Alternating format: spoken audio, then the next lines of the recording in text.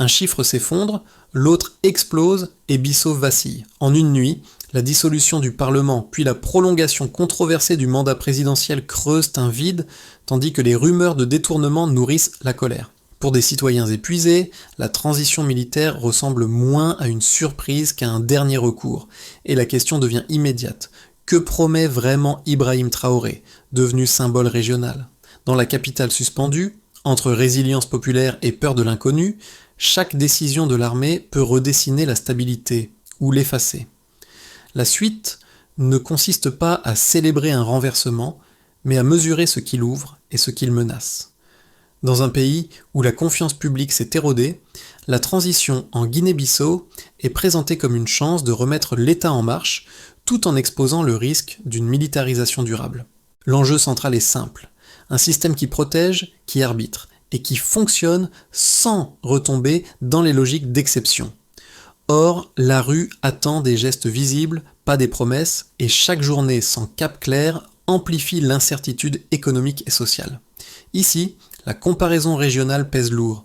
Au Sahel, des transitions militaires ont déjà servi de référence, et l'image d'Ibrahim Traoré s'invite dans les discussions comme un modèle possible de souveraineté restaurée. Mais ce miroir a un prix. S'il inspire l'espoir, il accroît aussi l'exigence de résultats rapides. La question n'est pas seulement qui gouverne, mais comment et pour qui. En l'espace de 2 ans, la participation aux consultations politiques internes a chuté de près de 30%, et ce chiffre a agi comme un avertissement silencieux. Quand l'armée interrompt brutalement le statu quo, elle ne fait pas tomber un ordre solide. Elle expose une architecture déjà fissurée. Dans les jours qui précèdent le basculement, 2 décisions concentrent l'attention. La dissolution du Parlement et la prolongation controversée du mandat présidentiel. Elles paraissent techniques, presque juridiques, mais elles déclenchent une lecture populaire plus profonde. Si la règle est tordue au sommet, alors plus rien ne protège en bas. Les murmures de mécontentement deviennent un bruit de fond, puis une pression visible dans les rues. Et lorsque l'arrestation du président survient, le choc se mélange à un soulagement inattendu, comme si une partie du pays avait cessé d'espérer une réparation par les voies habituelles. C'est ici que la figure d'Ibrahim Traoré entre dans le récit, non comme acteur direct, mais comme référence régionale. Dans le Sahel, l'idée de redéfinition souveraine s'est imposée. Un processus où des gouvernements cherchent à reprendre le contrôle de systèmes fragiles, souvent par des moyens non démocratiques. La Guinée-Bissau n'est pas le Burkina Faso. Et pourtant la comparaison circule, parce qu'elle répond à une émotion commune, la fatigue d'un État qui n'arbitre plus et d'institutions qui n'assurent plus la continuité. Cette fatigue se lit dans les services publics qui se dégradent, dans l'impression d'abandon et dans l'incapacité à gérer les urgences. Le renversement est donc perçu par certains comme un sauvetage plutôt que comme une rupture totale, mais cette perception contient déjà sa propre fragilité. Si l'armée devient l'acteur principal, elle doit aussi devenir le garant de limites, de transparence et de résultats mesurables. Sinon, la transition se transforme en promesse creuse, et l'espoir se retourne en désillusion. La question qui s'ouvre dès maintenant n'est pas seulement celle du pouvoir, mais celle de la capacité à reconstruire une légitimité qui n'existait plus. Dans un quartier populaire de Bissau, la nuit de l'arrestation du président se raconte comme une scène sans cri. Un commerçant ferme plutôt, non par panique, mais par prudence, puis rouvre à l'aube en observant la rue, comme on lit un baromètre. Des voisins se rassemblent, parlent bas et décrivent la même sensation. Une surprise calme, mêlée d'un soulagement qu'ils n'osent pas revendiquer. Ce micro-événement dit beaucoup, il ne s'agit pas d'adhésion aveugle, mais d'une rupture vécue comme la fin d'une inertie devenue insupportable. Dans les institutions, le mouvement est différent, mais tout aussi révélateur. Des fonctionnaires, longtemps réduits au silence, commencent à se manifester, non pour défendre un régime, mais pour réclamer des instructions et un minimum d'ordre. La transition met à nu un appareil administratif habitué à improviser, un système où l'absence de direction avait déjà été normalisée. Et c'est là que l'impact devient immédiat, quand les services publics ralentissent encore, quand les hôpitaux et les routes se détériorent davantage, la politique cesse d'être un débat abstrait, elle se transforme en question de quotidien. Dans ce vide, l'armée apparaît à la fois comme bouclier et comme test. La population attend des signes concrets, sécurité, continuité des services et décisions lisibles. Le parallèle avec d'autres transitions régionales revient, et l'ombre d'Ibrahim Traoré s'invite comme symbole d'une souveraineté retrouvée, mais aussi comme rappel d'une attente élevée. Car l'inspiration ne suffit pas. Les habitants veulent donc savoir si la discipline affichée cette nuit-là peut devenir une gouvernance qui répare au lieu de dominer. À ce stade, un fait s'impose. La rue exige des résultats, pas des récits. La séquence commence par un geste qui paraît administratif, presque banal, mais qui déclenche une onde de choc, la dissolution du Parlement. D'un coup, le pays perd un des rares espaces où la contestation pouvait encore se dire, même de manière imparfaite. Les discussions dans les marchés et les familles changent de ton. Les décisions, qui semblaient lointaines, deviennent des menaces directes. Et la transition, avant même d'exister, est déjà annoncée par la fatigue collective. Vient ensuite l'acte qui accélère tout, la prolongation controversée du mandat présidentiel. Ce n'est plus seulement une crise politique, c'est une crise de règles. Pour une partie des citoyens, l'idée s'impose brutalement. Si le sommet peut s'autoriser l'exception, alors personne n'est protégé par la norme. Les rumeurs de détournement de fonds, déjà présentes, se transforment en soupçons généralisés. La confiance se retire comme une marée. L'autorité centrale, au lieu de se consolider, se creuse. À ce moment-là, les tensions ne sont plus seulement dans la rue, elles sont aussi dans l'appareil d'État. Les fonctionnaires attendent des instructions qui ne viennent pas, ou viennent trop tard. Les services publics, déjà fragiles, ralentissent maintenant corps. Les routes se dégradent, les hôpitaux peinent, et l'économie réagit par une nervosité visible, les prix montent, l'approvisionnement devient instable, l'activité hésite. L'absence de cap n'est pas une abstraction, elle se traduit par des journées plus chères et des attentes plus longues. La crise prend un visage concret. Puis arrive la phase d'activation militaire. L'armée interrompt le statu quo. L'opération, décrite comme méthodique, tranche avec l'image d'un chaos attendu. Des soldats encerclent un bâtiment administratif clé, calme, silencieux, comme s'ils voulaient montrer qu'ils contrôlent déjà la scène. L'arrestation du président suit, et la ville bascule dans une atmosphère étrange. Stupeur, puis soulagement, puis peur de l'inconnu. Ce mélange est essentiel. Il indique que le renversement n'est pas seulement un événement, mais une réponse à une accumulation. Le climax, paradoxalement, n'est pas un affrontement, mais une suspension. Le pays se retrouve dans un vide de pouvoir où tout dépend de la vitesse de décision. Les institutions hésitent, les acteurs économiques recalculent, et les quartiers populaires observent la rue comme un thermomètre. L'armée devient le centre de gravité, et ce statut exige immédiatement une légitimité qui ne peut pas se décréter. Dans ce moment, les comparaisons régionales s'imposent. Certains évoquent les transitions au Mali, au Niger, au Burkina Faso. Le nom d'Ibrahim Traoré apparaît comme un repère symbolique, un exemple de souveraineté restaurée qui circule dans les conversations. Mais les répliques commencent dès les premières heures. Un défi surgit, l'unité interne de l'armée. Les tensions entre factions, à peine visibles, deviennent une menace potentielle dès qu'il faut décider de la direction future. Un autre défi suit, l'attente populaire. Les citoyens veulent des gestes rapides, sinon l'espoir se retourne en suspicion. Enfin, un troisième défi s'impose, l'image internationale qui scrute la transition comme un signe de contagion régionale. La Guinée-Bissau n'est plus seulement un pays en crise, elle devient un signal, et chaque choix pèse au-delà de ses frontières. La trajectoire institutionnelle se lit d'abord comme un glissement mesurable. En 2 ans, la participation aux consultations politiques internes a chuté de près de 30%, et ce recul change la nature même du débat. Cette baisse signale une rupture durable entre citoyens et institutions. Ce premier indicateur ne décrit pas seulement un désintérêt, il dévoile une conviction. Voter, consulter, participer ne produit plus d'effet visible. Quand la participation se contracte ainsi, la politique cesse d'être un mécanisme de correction et devient un théâtre où l'on assiste sans croire. La fatigue populaire, déjà alimentée par des promesses non tenues, se transforme en retrait silencieux. Et ce retrait ouvre un espace dangereux. Si la voie institutionnelle paraît bouchée, l'idée d'une solution exceptionnelle paraît moins choquante. C'est dans cette zone grise que la transition militaire trouve une partie de sa légitimité émotionnelle avant même d'obtenir une légitimité juridique. Le deuxième indicateur est moins statistique, mais tout aussi parlant. Selon plusieurs témoignages, le président aurait passé plus de la moitié de son temps à l'étranger durant les dernières années de son mandat. Cette absence prolongée nourrit un sentiment d'abandon et d'insécurité quotidienne. Ici, la donnée agit comme une image. Un pays qui ne voit pas son chef d'État, ou le voit rarement, finit par associer l'autorité à une silhouette lointaine. L'administration locale, déjà sous pression, perd l'illusion d'un centre qui coordonne. Les fonctionnaires improvisent, les urgences s'empilent et les services publics s'usent plus vite que les discours. L'inefficacité ne se limite pas à la lenteur, elle devient une habitude. Plus l'habitude s'installe, plus la population tolère l'idée qu'un autre acteur prenne la main, simplement parce qu'il est présent. Le troisième indicateur est celui de la légitimité perçue, fragilisée par la prolongation controversée du mandat présidentiel, vécue comme une entorse fondamentale à la règle. Cette décision transforme la colère diffuse en défiance ouverte, presque irréversible.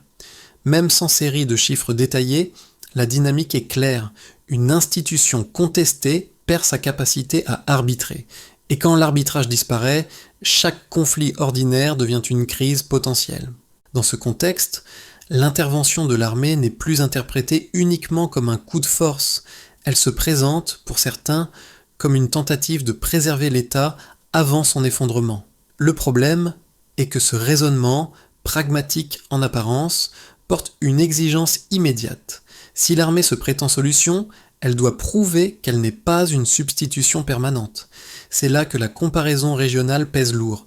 Le récit de souveraineté restaurée circule et le nom d'Ibrahim Traoré devient un repère symbolique qui structure les attentes, discipline, action rapide et contrôle des dérives. Mais ce repère peut aussi piéger la transition de Guinée-Bissau, car l'imitation d'un modèle ne suffit pas et la réalité locale impose ses propres fractures, factions internes, économie fragile, institutions déjà usées. Les chiffres et les perceptions convergent vers une même conclusion. La rupture était prévisible, mais sa réussite ne l'est pas. Une transition qui ne produit pas d'amélioration tangible risque de transformer l'espoir en désillusion et la désillusion en instabilité prolongée. D'un côté, les partisans de l'intervention militaire soutiennent une thèse cohérente. L'armée n'aurait pas renversé un ordre fonctionnel, elle aurait stoppé une dérive. Leur argument s'appuie sur une mécanique simple. Quand la participation politique chute fortement, quand le chef de l'État est perçu comme absent, et quand la prolongation controversée du mandat brise la règle, les institutions perdent leur capacité à corriger leurs propres excès. Dans cette lecture, la transition militaire devient une opération de sauvetage. Éviter l'effondrement total, rétablir une continuité minimale, protéger les services essentiels, puis reconstruire une architecture institutionnelle plus robuste. Ils ajoutent un élément psychologique, la réaction de la rue, mêlant stupeur et soulagement, montrerait que la rupture répond à une fatigue accumulée. Enfin, ils invoquent la comparaison régionale. Si des transitions militaires ont déjà été interprétées comme des réponses à l'impuissance de l'État, alors la Guinée-Bissau s'inscrirait dans une logique de souveraineté restaurée, où l'image d'Ibrahim Traoré sert de référence symbolique.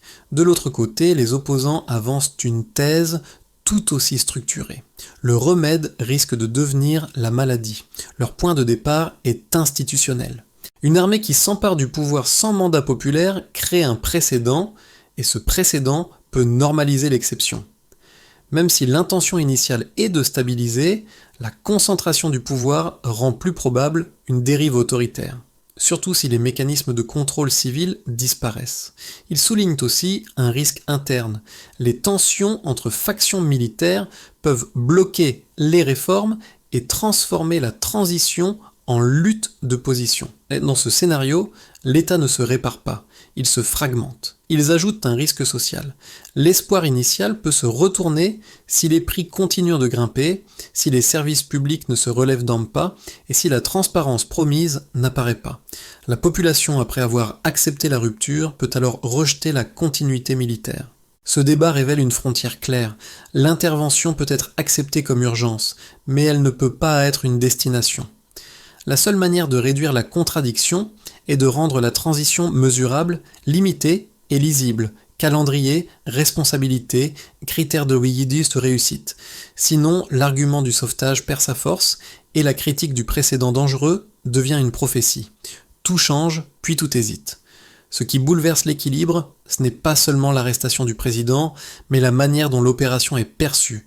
Une action silencieuse, contrôlée, presque clinique. Les soldats encerclant un bâtiment administratif clé à Bissau deviennent une image pivot. Elle renverse l'attente d'un chaos immédiat et installe une autre lecture.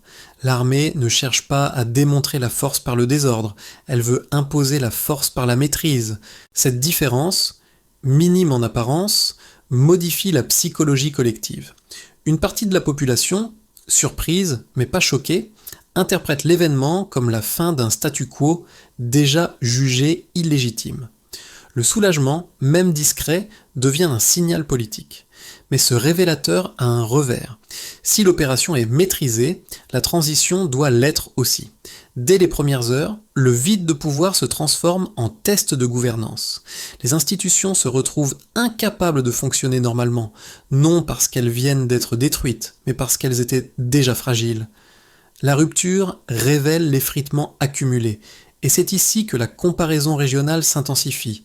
Le nom d'Ibrahim Traoré, déjà associé à l'idée de souveraineté restaurée, apparaît comme un miroir exigeant. Si la discipline c'est le symbole, elle doit produire des décisions lisibles et des résultats tangibles. Sinon, l'image se fissure. Le pivot est donc double. D'un côté, la transition gagne un capital émotionnel. La rue accepte l'idée qu'un geste radical était inévitable. De l'autre, elle s'expose à une exigence immédiate. Prouver que la maîtrise militaire peut devenir une reconstruction institutionnelle et non une simple prise de contrôle durable. À partir de ce point, chaque délai, chaque silence, chaque signe de division interne peut inverser la dynamique, transformant le soulagement en inquiétude. Pour l'État, la première conséquence est un paradoxe. La transition promet de restaurer l'autorité, mais elle commence par exposer un vide. Les administrations, déjà habituées à improviser, se retrouvent face à une double contrainte. Continuer à fournir des services essentiels tout en attendant une chaîne de commandement clarifiée. Cette hésitation fragilise la capacité opérationnelle des institutions, et chaque retard devient un signal politique. Dans un pays où la confiance publique s'était érodée, le simple fait de tenir la routine devient une épreuve. Si l'armée ne produit pas rapidement des règles lisibles, l'État risque de rester dans une zone grise où la souveraineté proclamée ne se traduit pas en gouvernance. Pour les entreprises, l'impact est immédiat et concret. L'incertitude fait grimper les prix et rend les décisions économiques plus coûteuses. Les marchés réagissent avec nervosité. Les échanges commerciaux ralentissent et les acteurs privés recalculent leurs risques. Certaines entreprises locales perçoivent aussi une opportunité. Si la transition redéfinit les priorités, elle peut ouvrir un espace de réinvention, de nouveaux arbitrages et une transparence accrue. Mais cette opportunité reste conditionnelle. Sans cap clair, la peur de l'instabilité domine et les investissements se figent. Dans ce contexte, l'économie fragile devient un amplificateur. Chaque rumeur politique se transforme en hausse de prix, chaque silence institutionnel se traduit en prudence commerciale. Pour les citoyens, la conséquence la plus visible est psychologique, un mélange de libération et de peur de l'inconnu. Dans les rues de Bissau, la surprise s'accompagne d'une résilience qui n'est pas de l'euphorie, mais une volonté de supporter un choc si celui-ci mène à une réparation. Le quotidien, lui, ne suspend pas ses exigences. L'accès aux services publics, l'état des hôpitaux, la sécurité, la circulation et la possibilité de vivre sans tension permanente. Le danger est que l'espoir initial devienne une attente impatiente. Si la transition s'installe sans améliorer la vie quotidienne, la colère qui visait l'ancien régime peut se retourner contre les nouveaux détenteurs du pouvoir. La population, déjà fatiguée de promesses non tenues, veut des actions concrètes, pas une nouvelle narration. Pour la région, la Guinée-Bissau cesse d'être un cas isolé et devient un symbole observé. Les regards extérieurs, parfois inquiets, scrutent la possibilité d'une contagion politique, tandis que dans l'espace sahélien, la transition s'inscrit dans un débat plus large sur la souveraineté et les voies non démocratiques. C'est là que la figure d'Ibrahim Traoré pèse comme référence. Elle sert de modèle pour certains, de mise en garde pour d'autres. Son nom structure une comparaison permanente. Si des transitions militaires peuvent être interprétées comme restauration, alors elles doivent aussi prouver qu'elles ne conduisent pas à une militarisation durable. La conséquence régionale n'est donc pas seulement géopolitique, elle est normative. Elle influence ce que d'autres peuples et d'autres armées jugeront acceptable. En somme, ces 4 effets s'additionnent en une seule exigence, transformer le choc en trajectoire.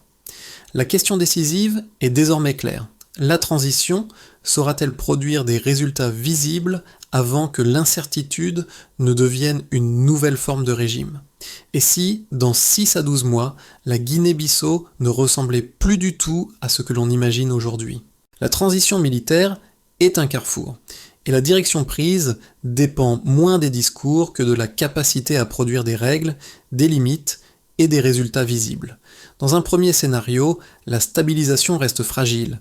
L'armée maintient un contrôle modéré, évite les fractures internes les plus explosives et réactive partiellement les services publics. La vie quotidienne retrouve un semblant de normalité, non parce que tout s'améliore, mais parce que la situation cesse d'empirer. Les institutions fonctionnent à bas régime, la confiance se reconstruit lentement et la population accepte une période de transition tant que les signes de dérapage restent contenus. Le risque ici est une stabilité sans sortie, un calme obtenu par la gestion, mais sans trajectoire claire vers une architecture civile durable. Dans un second scénario, plus favorable, la transition engage une refonte institutionnelle et un recentrage souverainiste. Elle s'ouvre à un dialogue avec les corps intermédiaires, fonctionnaires, communautés locales, opérateurs économiques, et transforme le capital émotionnel du renversement en réformes mesurables. Les priorités deviennent lisibles, transparence des décisions, réorganisation des administrations, redéfinition des règles. Dans ce cadre, l'inspiration régionale joue positivement. L'image d'Ibrahim Traoré comme symbole de souveraineté restaurée sert de repère, mais sans être imité mécaniquement.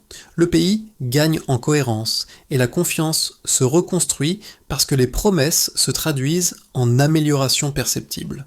Dans un troisième scénario, la transition se heurte à un blocage prolongé et à une fragmentation du pouvoir. Les tensions entre factions militaires s'intensifient, les décisions se contredisent et la transition devient une lutte interne plus qu'un projet national. La pression internationale et l'opposition interne accroissent la paralysie. L'économie réagit par une nervosité durable. L'incertitude alimente la hausse des prix, les investissements se figent et la population bascule de l'espoir à la désillusion. Dans ce scénario, le renversement n'ouvre pas une reconstruction, il inaugure une instabilité prolongée. Un point commun relie ces trajectoires. La transition sera jugée sur sa capacité à limiter l'exception et à rendre ses choix vérifiables. La question la plus utile n'est donc pas qui a pris le pouvoir, mais quels garde-fous, quelles étapes, quels critères de réussite. Dans ce moment de transition, le spectateur n'est pas un simple observateur, parce que les effets décrits ne restent pas confinés au palais et aux casernes. Ils descendent dans le quotidien, puis remontent sous forme de pression sociale.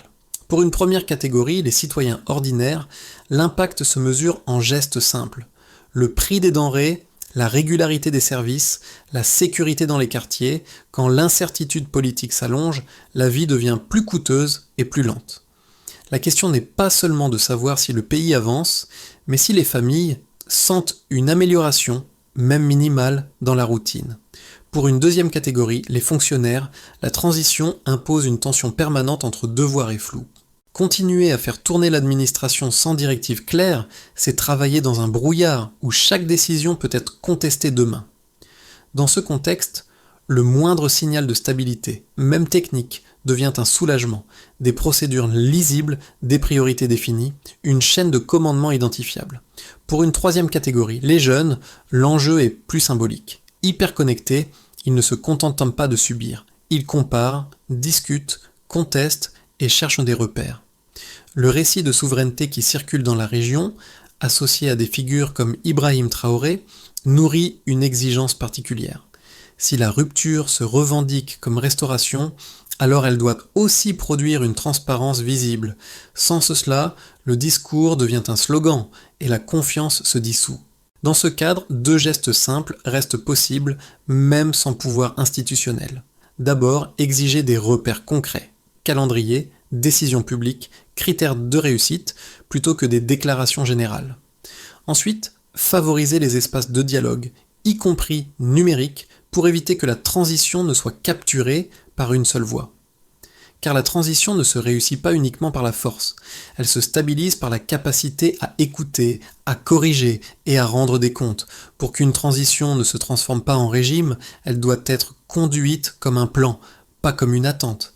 La première étape consiste à restaurer la capacité opérationnelle des institutions de base avec une priorité claire, réactiver les services publics essentiels, santé, éducation, sécurité et définir un circuit de décision compréhensible.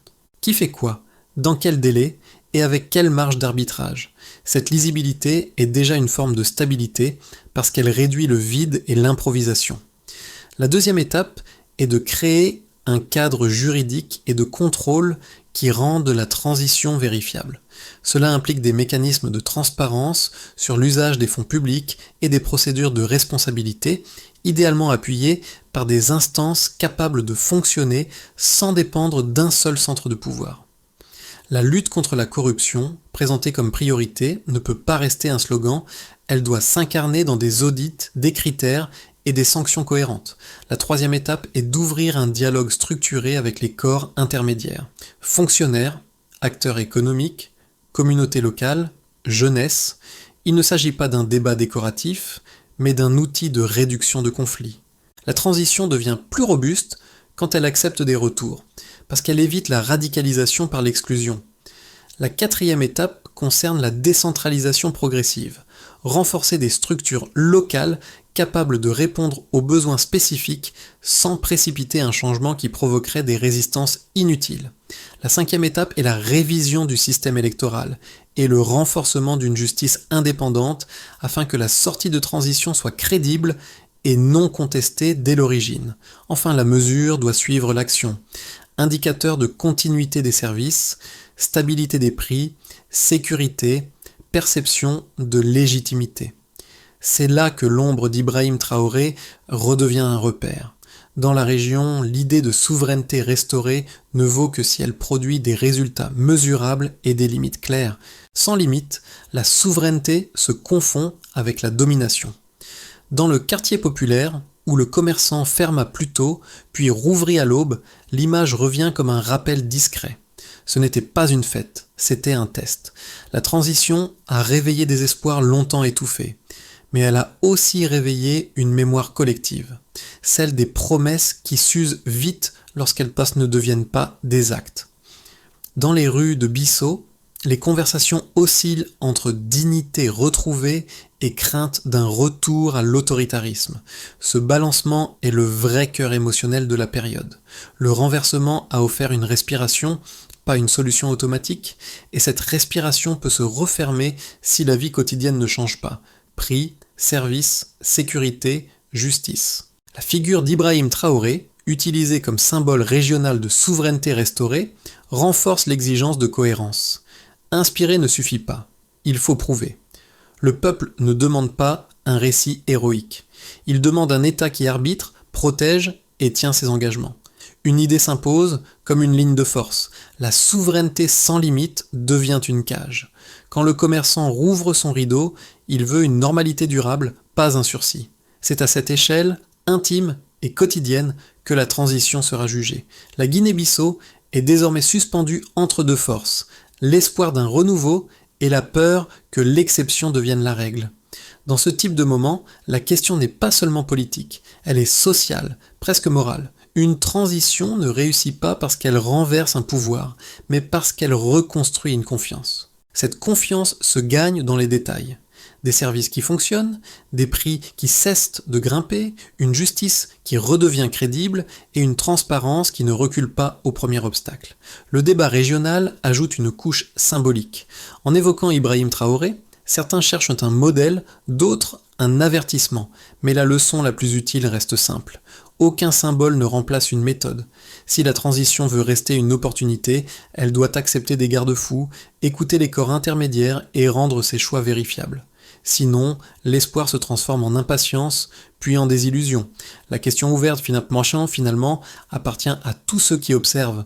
Dans 6 à 12 mois, la Guinée-Bissau aura-t-elle transformé une rupture en refonte ou aura-t-elle seulement changé de centre de pouvoir ?